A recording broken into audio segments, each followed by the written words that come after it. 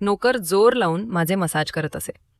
मी त्याला पैसे द्यायला गेले तर तो म्हणायचा, "राहू द्या मालकीनबाई, वसुली रात्री करेन."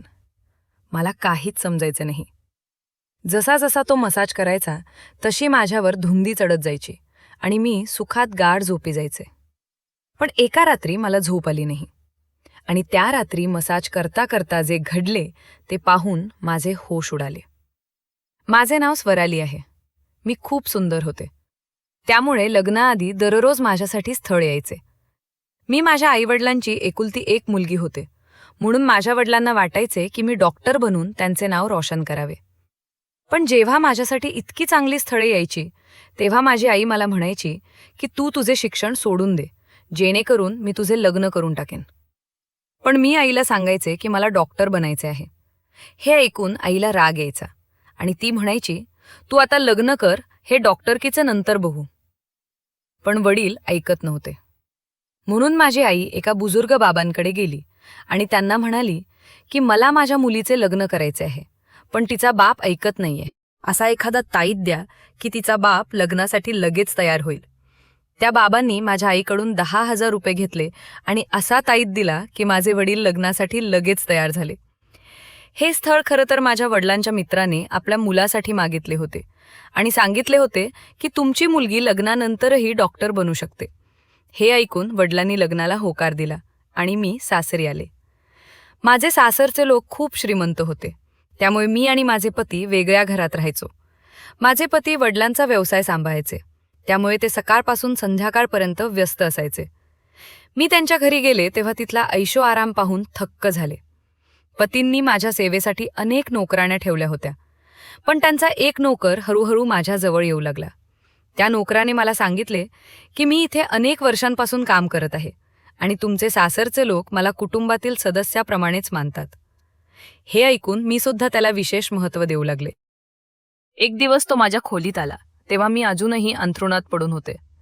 त्याने मला थकलेले पाहिले तर म्हणू लागला, तुम्ही पडून राहा, थकला असाल. जर तुमची हरकत नसेल तर मी तुमचे पाय दाबून देऊ का? हे ऐकून मी चकित झाले.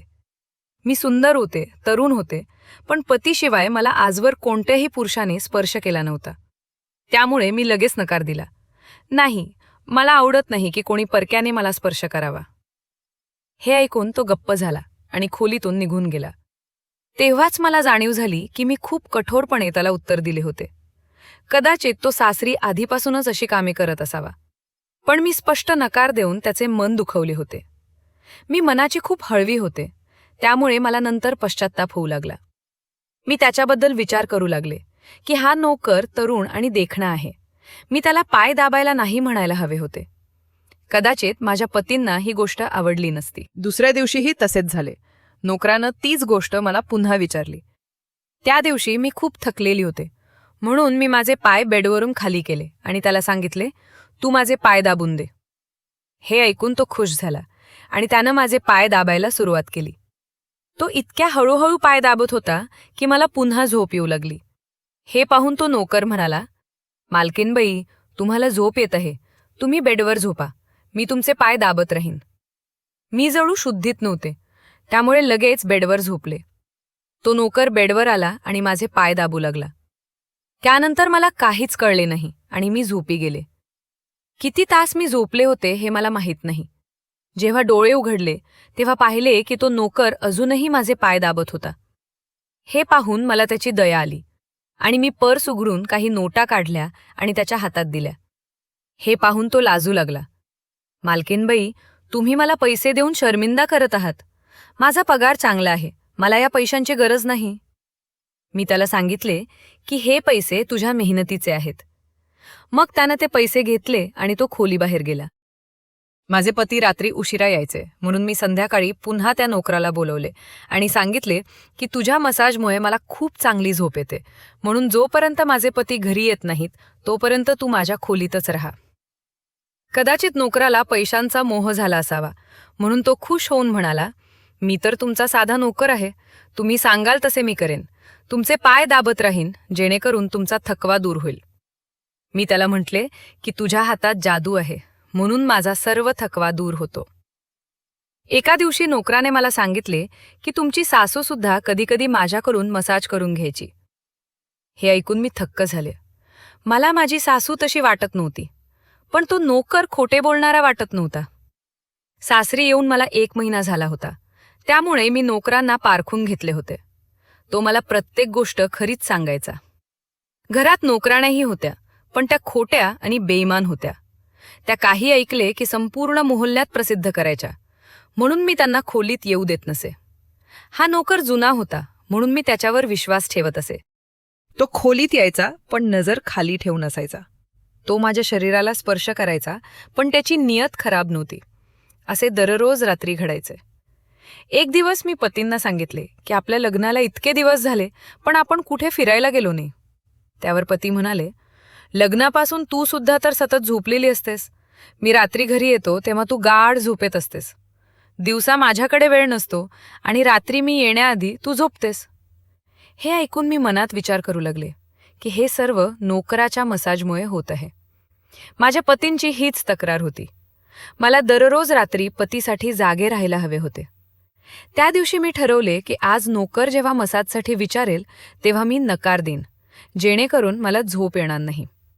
संध्याकाळ झाली तेव्हा मी अंघोळ करून खूप नटले आणि नवरीसारखी बेडवर बसले. नोकर खोलीत आला. त्याने मसाजसाठी विचारले, पण मी स्पष्ट नकार दिला.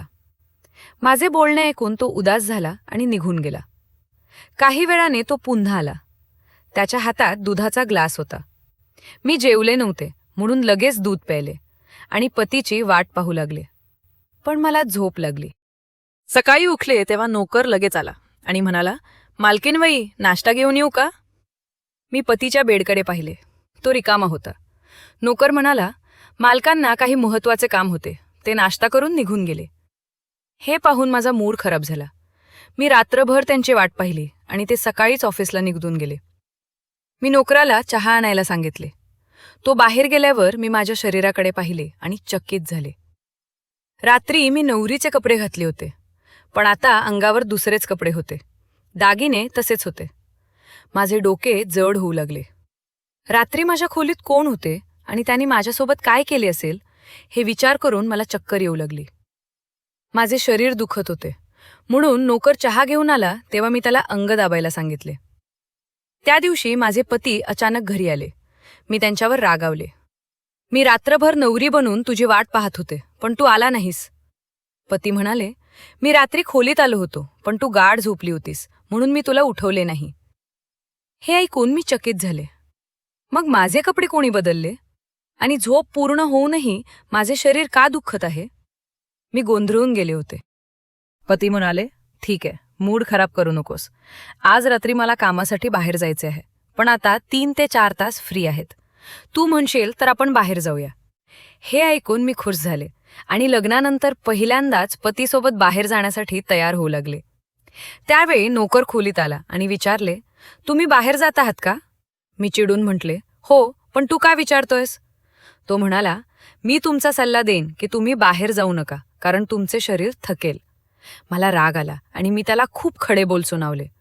तू नोकर आहेस, पती बनण्याचा प्रयत्न करू नकोस.